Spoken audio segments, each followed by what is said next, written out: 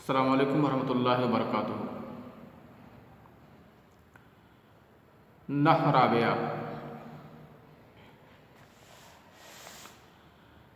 ہم لوگوں نے کل کی بحث میں یہ سیکھ لیا ہے کہ مضاف پہ نون اعرابی اور تنوین یہ دونوں کیوں نہیں آتے ہیں، تنوین کیوں نہیں آتی ہے مضاف پہ اور نون اعرابی کیوں نہیں آتا ہے۔ تو اس کا مختصر سا جواب ہم نے جان لیا کہ کسی اسم پر تنوین کا ہونا اسم کے کمال پر دلالت کرتا ہے، اور اضافت کا ہونا یعنی اس کو کسی طرف منسوب کرنا اسم کے نقصان پر دلالت کرتا ہے۔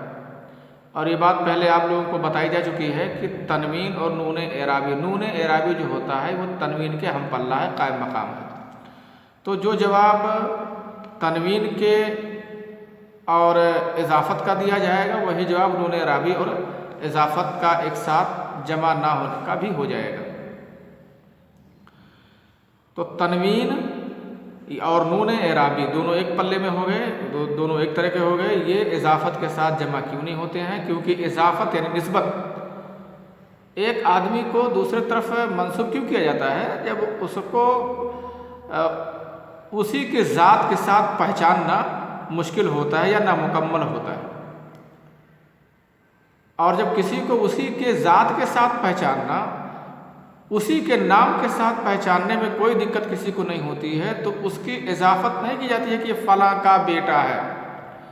فلاں کا بیٹا کہنے کا مطلب یہ ہوا کہ یہ غیر معروف ہے، اس کا باپ معروف ہے، تو اس پہچاننے کی وجہ سے اس کی طرف یعنی بیٹے کے باپ کی طرف نسبت کرنے کی وجہ سے بیٹا بھی معروف ہو جائے کیونکہ باپ معروف ہے۔ تو کسی لفظ کو اگر کسی کی طرف کسی لفظ کی اضافت کی جاتی ہے تو یعنی نسبت کرنے کا مقصد نحویوں نے بتایا ہے کہ اس میں کمی ہے، کچھ کمی ہے، اور جب جس کی طرف نسبت کی جاتی ہے اس کو بھی بیان کر دیا جاتا ہے تب جا کر کے وہ اسم مکمل ہوتا ہے۔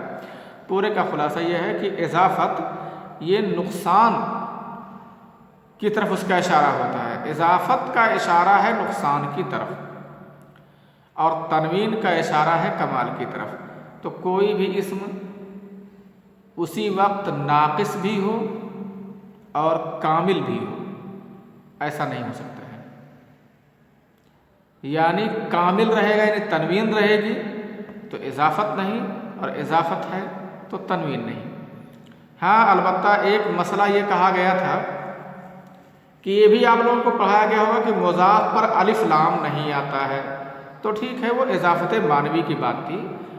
جو ابتدائی کلاسوں میں یہ بات بتائی جاتی ہے کہ مضاف پر الف لام نہیں آتا ہے، اور ابتدائی کلاسوں میں چونکہ اضافت معنوی ہی پڑھائی جاتی ہے، اضافت لفظی کا ذکر نہیں چھیڑا جاتا ہے، تو وہاں وہ بات کہہ دی جاتی ہے، اور اضافت معنوی کی حد تک یہ بات بالکل صحیح ہے کہ اضافت معنوی میں الف لام مضاف پر نہیں آتا ہے، کیونکہ اس سے کم تخصیص کا تو فائدہ مل ہی جاتا ہے اگرچہ تعریف کا فائدہ نہ ملے۔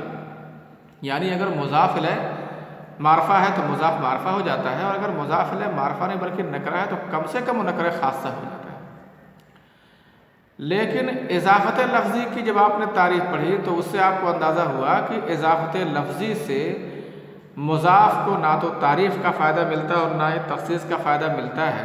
تو اگر کوئی ضرورت ایسے پڑ جائے کسی وجہ سے مضاف کو معرفہ کرنا پڑا یا نکرہ خاصہ استعمال کرنا پڑا، معرفہ کرنے کی ضرورت پڑتی ہے، مان لیجیے ذوالحال بنانا ہو جائے، آپ کو مضاف کو ذوالحال بنانا ہو جائے، یا موصوف بنانا ہو جائے اس مضاف کو، اور موصوف ایسی جگہ کیا ہے کہ جہاں صفت اس کی معرفہ ہی لگانی ہے، تو آپ کو ایسے اضافت لفظی کو بھی معرفہ بنانا پڑے گا۔ تو اس معرفہ بنانے کے لیے آپ کیا کریں گے، کیا صورت اس کی بنے گی؟ تو اس کے اوپر الف لام ہی لگایا جاتا ہے۔ اب دیکھو کہہ رہے ہیں اما الالف واللام فإنک تقول جاء الغلام، رہا الف و لام کا مسئلہ، الف اور لام کی بات، تو آپ کہیں گے جاء الغلام فاذا اضفت، ابھی یہ اضافت لفظی سمجھانے کے لیے اضافت معنوی سے ہو کر کے گزر رہے ہیں۔ فاذا اضفت قلت جاء غلام زید، جب آپ اضافت کر دیں گے تو آپ جاء الغلام زید نہیں کہیں گے، جاء الغلام تو کہیں گے اکیلے، لیکن جب اس کی اضافت کرنی ہوگی تو جاء الغلام زید یہ نہیں کہیں گے۔ وذلك لأن الالف واللام للتعریف، ایسا کیوں نہیں کہیں گے؟ اب یہاں ایک بات بتا رہے ہیں کہ اضافت معنوی میں بھی اگر الف لام لگا دیا جائے تو کیا حرج کی بات ہے؟ اس میں حرج کی بات یہ ہے کہ الف لام یہ تعریف کے لیے آپ لگاتے ہیں، اور اضافت جو آپ نے اس کو کیا ہے وہ بھی تعریف کے لیے آپ نے کیا ہے، تو معرفہ کو پھر معرفہ بنائیں، اس سے کوئی فائدہ نہیں ہے، اور ایک اسم پر دو تعریف جمع نہیں ہوتی ہے۔ ایک اسم کو دو بار معرفہ بنائیں آپ، دو تعریف کا مطلب کیا کہ دو بار آپ اس کو معرفہ بنائیں، یہ ایسا اکٹھا نہیں ہوتا ہے، یہ چیز جائز نہیں ہوتی ہے، اسی لیے یہ چیز جائز نہیں ہے، اسی لیے آپ مضاف میں اضافت معنوی کے مضاف میں آپ الف لام نہیں لگائیں گے، یا ایک اسم کو ایک ہی بار نکر خاصہ کر دیں اور بس نکر خاصہ بھی کر دیں اور معرفہ بھی بنائیں، تو دو ایک ساتھ نہیں ہو سکتے۔ اسی وجہ سے وہی اس کا جواب دے رہے ہیں کہ الغلام زیدن کیوں نہیں کہیں گے، یہ تو آپ جان گئے کہ نہیں کہیں گے، اس کی مشق بھی کر چکے ہیں، لیکن الغلام زید کیوں نہیں کہیں گے؟ لأن الالف واللام للتعریف، اس وجہ سے کہ الف اور لام یہ تعریف کے لیے ہے، والاضافۃ للتعریف، اور اضافت بھی تعریف کے لیے ہے۔ فلو قلت الغلام زید، تو اگر آپ نے کہہ دیا الغلام زید جمعت علی الاسم تعریفین، تو آپ نے اس پر صفحہ نمبر 118 آپ دیکھیں، یہ ساری باتیں لکھی ہوئی جو میں آپ کو سمجھا رہا ہوں، بتا رہا ہوں۔ جمعت علی الاسم تعریفین، تو آپ اسم پر دو تعریف جمع کر دیا، آپ نے دو بار معرفہ کر دیا اسے آپ نے، اور ایک ہی بار معرفہ کرنا کافی ہے، دو بار کوئی اسم معرفہ نہیں کیا جاتا ہے کسی اسم کو۔ وذالک لا یجوز، اور یہ چیز جائز نہیں ہے کہ آپ دو تعریف اکٹھا کر دیں۔ یہ تو آپ نے مقصد جان لیا، آپ نے یہ بات جان لی ہے کہ اضافت معنوی میں الف لام کیوں نہیں لگا سکتے، لیکن اس مسئلے سے اضافت لفظی بالکل الگ ہے۔ اضافت لفظی کی تعریف تو آپ کو معلوم ہو گئی ہوگی، اضافت لفظی جس میں مضاف صفت کا صیغہ ہو اور مضاف الیہ میں عمل کرنے کی صلاحیت رکھتا ہو، بس۔ تو اگر مضاف، اس کی مثال جیسے ضارب الرجل ہے، ضارب زیدن ہے، مضاف صفت کا صیغہ ہے۔ اب ضارب زیدن کے علاوہ آپ ضارب زیدن بھی کہہ سکتے ہیں، یعنی آپ اس کو فعل کے مقام میں اتار کر کے فعل کی طرح اس کا معاملہ کر سکتے ہیں، اور زیدن کو اس کا معمول بھی بنا سکتے ہیں۔ تو یہ ہے اضافت لفظی، اور اس کی کتنی صورتیں بنتی ہیں اس کو میں نے پچھلے سبق میں اسباق میں پڑھا دیا ہے، اسے آپ دیکھ لیجئے گا، سمجھ لیجئے گا، اچھی طرح بات سمجھ میں آ جائے گی۔ وَيُسْتَثْنَى مِن مَسْأَلَةِ الْأَلِفِ وَاللَّامِ، جان لو نحو کی بات جب تک آپ شروع سے نہیں سمجھیں گے اس چیز کو، تب تک بیچ سے آپ کو بات نہیں سمجھ میں آئے گی، کیونکہ اس میں بہت ساری باتیں ہوتی ہیں، اور کسی بھی چیز کا مسئلہ ہے جو قواعد کی بات ہوتی ہے، اگر قواعد کو شروع سے کوئی ایک بحث آپ شروع کر رہے ہیں اور اس کو آخر تک نہیں سمجھ پا رہے ہیں، نہیں سمجھ رہے ہیں، دھیان نہیں دے رہے ہیں، تو جب بعد کی بات آئے گی، بعد والی باتوں میں کچھ شک پہلے والی باتوں کے ہوتے ہیں، تو اگر وہ چیزیں آپ کے ذہن میں نہیں ہیں تو آپ کو سمجھنے میں دقت ہوگی۔ اس وجہ سے جب پڑھیے تو اعادہ کر کے اور دوہرا کر کے بیٹھیے، تاکہ آپ کو جب بھی اشارہ کیا جائے بات سمجھ میں آ جائے۔ वयुस्तसना मिन मसलतिल अलिफ वल्लाम अन यकून अल मुदाफ सिफतन वल मुदाफ इलैहि मामूलन लितिलका सिफा, और मसले अलिफ और लाम से मुस्तसना किया जाता है। क्या मसला अलिफ लाम? मुदाफ पर वही अलिफ लाम लगाने से, जो ये बात कही गई कि मुदाफ पर अलिफ लाम नहीं आता है, तो उससे अलग किया जाता है। क्या? ये कि मुजाफ सिफत हो और मुजाफ इलैहि उस सिफत का मामूल हो, इस मसले को अलग किया जाता है। यानी इसको साफ साफ ये भी कह सकते थे, इजाफत लफ्ज़ी को मसले अलिफ लाम से अलग किया जाता है। इजाफत के मसले में, इजाफत के मसले में मसले अलिफ लाम को इजाफत लफ्ज़ी से अलग किया जाता है। बात वही है, उसी को इस ढंग से कह दिया है, वयुस्तसना मिन मसलतिल अलिफ वल्लाम, और मसले अलिफ और लाम से अलग किया जाता है। अन यकूनल मुदाफ सिफतन वल मुदाफ इलैहि मामूलन लितिलका सिफा, ये कि मुदाफ सिफत हो और मुदाफ इलैहि उस सिफत का मामूल हो। व फिल मसअलति वाहिदुन मिन खमसति उमूरिन तुज़कर, और मसले में 5 उमूर जो जिक्र किए जा रहे हैं उनमें से कोई एक हो। यानी आपको ये समझना है कि किस मुज़ाफ पर अलिफ लाम लगाएंगे, उसमें सिर्फ इजाफत लफ्ज़ी होना काफ़ी नहीं है, बल्कि इजाफत लफ्ज़ी के साथ जो 2 शर्तें इजाफत लफ्ज़ी की हैं, उसमें एक शर्त और जोड़ी जाएगी, और वो एक शर्त 5 शर्तों में से कोई एक शर्त होना चाहिए। इसे आप अच्छे ढंग से समझिए। गोया अलिफ लाम लगाने की, मुज़ाफ पर अलिफ लाम लगाने की 3 शर्तें हैं। 2 शर्तें तो वही हैं जो इजाफत लफ्ज़ी की तारीफ है, और एक शर्त ऐसी है जो 5 में से कोई एक होना चाहिए। 5 शर्तों में से कोई एक होना चाहिए, और वो पांचों शर्तें समझ लीजिए। उसके बाद तक फिर मैं जोड़ करके बताता हूँ। जो तीसरी शर्त के तौर पर कोई एक शर्त नहीं है, तीसरी शर्त के तौर पर 5 शर्तों में से कोई एक शर्त है। तब अगर वो 3 शर्तें एक साथ जमा हो जाएंगी, तब जा करके उस मुज़ाफ पर आप अलिफ लाम लगा सकते हैं, उस मुज़ाफ को मारफा बनाने के लिए। वरना उस मुज़ाफ को मारफा बनाने के लिए उसके ऊपर अलिफ लाम नहीं लगा सकते हैं। ये बात अच्छी तरह से आप समझ लीजिए। फ़हीनइज़िन यजूज़ु अन युजमअ बैनल अलिफ वल लाम वल इज़ाफ़ा, तो उस वक्त जायज़ होगा अलिफ और लाम और इज़ाफ़त के दरमियान जमा किया जाना, यानी इज़ाफ़त भी हो और अलिफ लाम भी हो, दोनों एक साथ हों, उस वक्त जायज़ है। कब? अन यकूनल मुज़ाफ़ सिफ़तन, नंबर 1 मुज़ाफ़ सिफ़त हो। दूसरा यह है कि मुज़ाफ़ इलैहि उस सिफ़त का मामूल हो। और तीसरी शर्त है 5 शर्तों में से कोई एक शर्त हो। अब पांचों क्या हैं, चलो एक तरफ से बताते हैं। ये पांचों को आप ढंग से समझिएगा। नंबर 1, अन यकूनल मुज़ाफ़ मुसन्ना, ये कि मुज़ाफ़ मुसन्ना हो। अगर मुज़ाफ़ तस्निया हो तो एक शर्त ये होगी, 2 शर्तें जो भी मैंने आपको सामने रखी हैं वो, तो कुल मिलाकर के 3 शर्तें हो गई। अब आप अलिफ लाम दाखिल कर सकते हैं। जैसे अब दारिबा ज़ैदिन, ज़ैद को 2 मारने वाले लोग।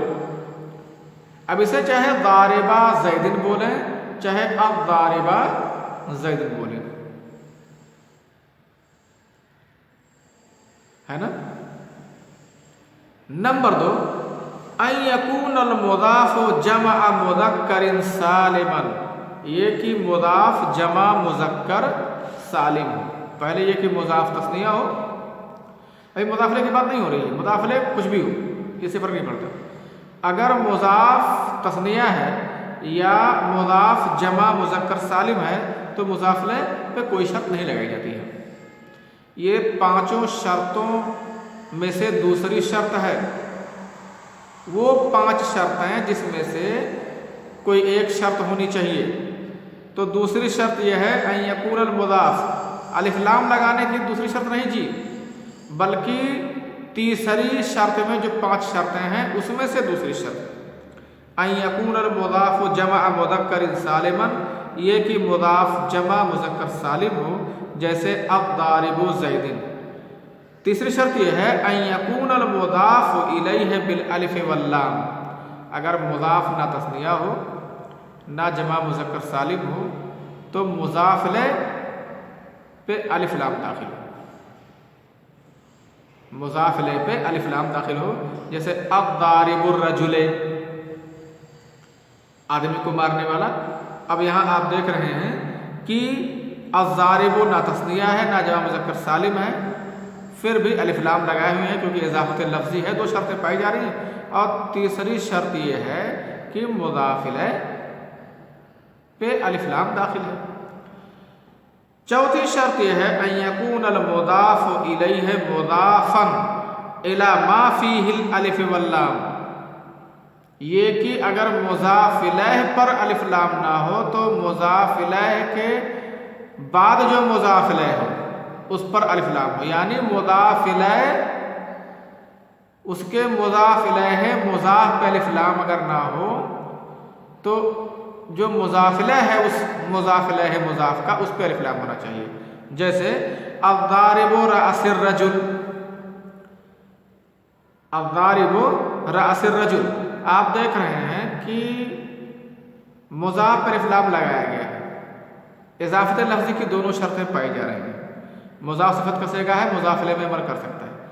तीसरी शर्त के तौर पर मुज़ाफ़ ना ही तस्निया है ना ही मुज़ाफ़ जमा है मुज़क्कर सालिम है, ना ही मुज़ाफ़िलह पर अलिफ लाम दाखिल है, तब फिर क्या मुज़ाफ़ इलैह फिर मुज़ाफ़ हो रहा है और उसके मुज़ाफ़िलह पर अलिफ लाम दाखिल है।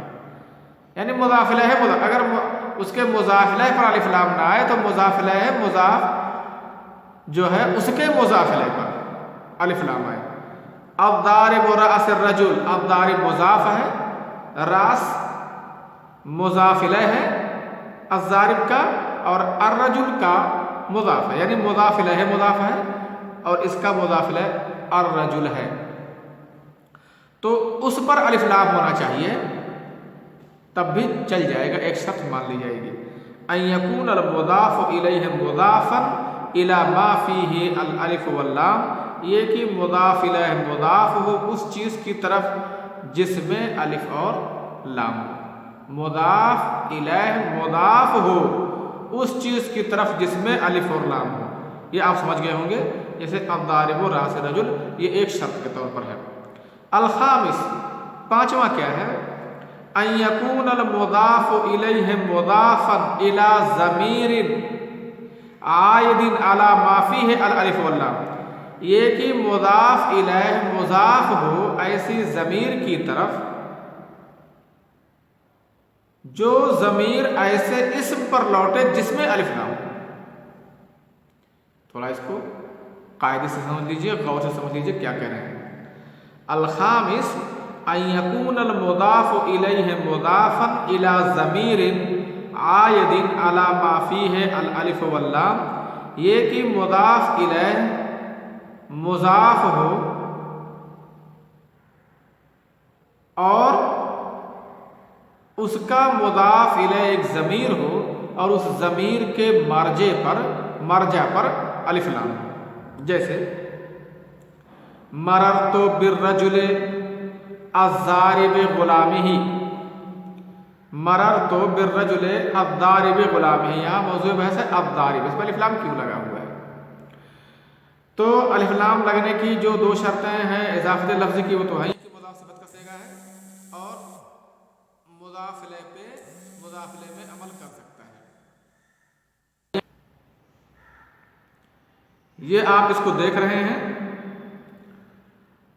तीसरी शर्त के तौर पर आप देख रहे हैं मुज़ाफ़ ना तो तस्निया है ना जमा मुज़क्कर सालिम है ना उसके मुज़ाफ़िले पर अलिफ लाम है ना उसके मुज़ाफ़िले मुज़ाफ़ पे मुज़ाफ़िले मुज़ाफ़ का जो मुज़ाफ़िले है उस पर अलिफ लाम है, बल्कि मुज़ाफ़िले मुज़ाफ़ का जो मुज़ाफ़िले है मुज़ाफ़ का मुज़ाफ़िले वो एक ज़मीर है اور وہ ضمیر لوٹ رہی ہے ایسے اسم کی طرف جس اسم پر الف لام ہے، یعنی بالرجل الضارب غلامہ، تو الضارب کا مضاف الیہ غلام ہے، اس پر الف لام نہیں ہے، اس کا مضاف الیہ ہی ہے، ضمیر ہے، اس سے مضاف الیہ نہیں ہے، اس پر الف لام نہیں ہے، بلکہ اس کا مرجع جو الرجل ہے اس پر الف لام ہے۔ تو یہ پانچوں شرطوں میں سے کوئی ایک شرط ہونی چاہیے، اس کو یاد کر لیجئے، اور میں مثالوں سے کل اس کو سنوں گا اور سمجھوں گا انشاءاللہ، ٹھیک ہے؟ اچھا، اب پھر پوری بحث کو ایک ساتھ پڑھا دوں گا تو آپ کی بات سمجھ میں آ جائے گی۔ السلام علیکم و رحمۃ اللہ وبرکاتہ۔